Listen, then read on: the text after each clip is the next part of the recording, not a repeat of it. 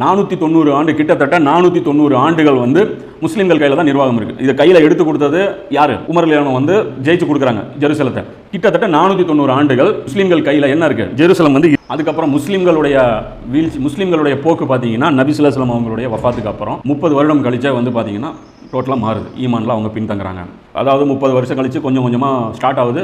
அது யசீதுடைய காலகட்டத்துக்கு அப்புறம் ஒரு மிகப்பெரிய ஒரு வீழ்ச்சியை சந்திச்சு அது வந்து ஒரு நாசக்கேடாக போய் ஒரு மன்னராட்சியாக வந்து அது மாறி முற்றிலும் வந்து ஒரு அநியாயக்கார ஆட்சியாகவே மாறிடுச்சு. ஸோ இதன் மூலமாக என்ன ஆயிடுது? அல்லாவுடைய உதவியிலிருந்தும் அல்லாவுடைய கருணையிலிருந்தும் முஸ்லீம்கள் என்ன பண்ணுறாங்க? அப்புறப்படுத்தப்பட்டாங்க. அப்போ அன்னைக்கு போன அந்த பரக்கத்து இன்னி வரைக்கும் அது வந்து வரவே இல்லை. கடைசியாக இருந்த 1923 வரைக்கும் இருந்த உஸ்மானிய கிலாஃபத்து கூட அது மன்னராட்சி தானே தவிர ஒரு பேருக்கு தான் அது கிலாஃபத்துன்னு குறிப்பிடுறோமே தவிர மற்றபடி அது கிலாஃபத்தே கிடையாது.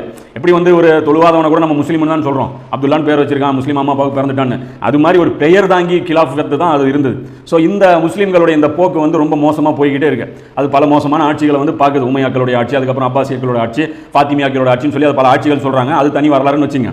அப்போ இந்த காலகட்டத்தில் 490 வருஷத்துக்கு அப்புறம் உமர் ரலியல்லாஹு கையில் வந்ததுக்கப்புறம் என்ன நடக்குதுன்னு பார்த்தீங்கன்னா அப்பாசியா கலீஃபாக்கள் வந்து இந்த ஆட்சி பண்ணிட்டு இருந்திருக்காங்க. அப்போ அவர்கள் இடத்துல இருந்த அந்த அலக்ஸாவை வந்து பார்த்தீங்கன்னா ஒரு கிறிஸ்தவ கூட்டம் சண்டை போட்டு ஜெயிக்குது.